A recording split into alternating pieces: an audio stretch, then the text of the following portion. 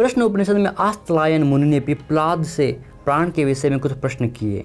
उनमें से एक प्रश्न यह भी है कि यह एक शरीर को छोड़कर जब दूसरे शरीर में जाता है तब पहले शरीर से किस प्रकार निकलता है।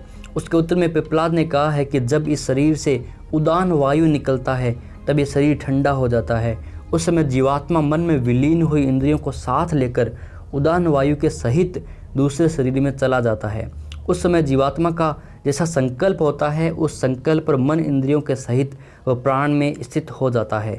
वह प्राण उदान के सहित जीवात्मा को उसके संकल्प अनुसार अलग अलग लोकों में यानी योनियों में ले जाता है। यहाँ पर जिन ऋषि मुनियों का जिक्र उपनिषदों में किया जा रहा है वो सब किसी स्वर्ग नरक के या किसी पाप पुण्य के चक्कर में फंसकर उन पर विचार, उन पर शास्त्रार्थ नहीं करते हैं, बल्कि वो समझने का प्रयास करते हैं कि आखिर जीवात्मा का होता क्या है, क्या हमारे अंदर कोई जीव अंश है जो कहीं जाता है। इन सब के ऊपर रिसर्च हो रही है, शोध हो रही है, उनके ऊपर प्रश्न किए जा रहे हैं, उनके उत्तर लिए जा रहे हैं। ये जो प्रक्रिया है, ये जो जिज्ञासा है, ये जो क्यूरियोसिटी है, यही सनातन धर्म में पाई जाती है। अब डिस्क्लेमर ये है कि ये ज़रूरी नहीं कि ये कंसेप्ट एकदम फुल एंड फाइनल सच ही है, बिल्कुल नहीं। लेकिन यहाँ पर एक प्रयास किया जा रहा है कि क्या ऐसा हो सकता है या ऐसा होता है। यहाँ पर वो इस कंसेप्ट स्टिक नहीं हो रहे हैं, चिपक नहीं रहे हैं कि बस यही सच है, बाकी जो भी बोलेगा वो सब झूठे हैं। नहीं, वे कोशिश कर रहे हैं, प्रयास कर रहे हैं, प्रश्न के ऊपर प्रश्न दागे जा रहे हैं। गुरुओं के शिष्यों के बीच में शास्त्रार्थ चल रहा है, डिबेट चल रही है। हर कोई अपने अपने सिद्धांत को सही साबित करने का प्रयास कर रहा है। वहाँ पर वो प्रयास किसी तलवार के दम से नहीं किया जा रहा है, बल्कि विचारों से, शास्त्रार्थ से हो रहा है।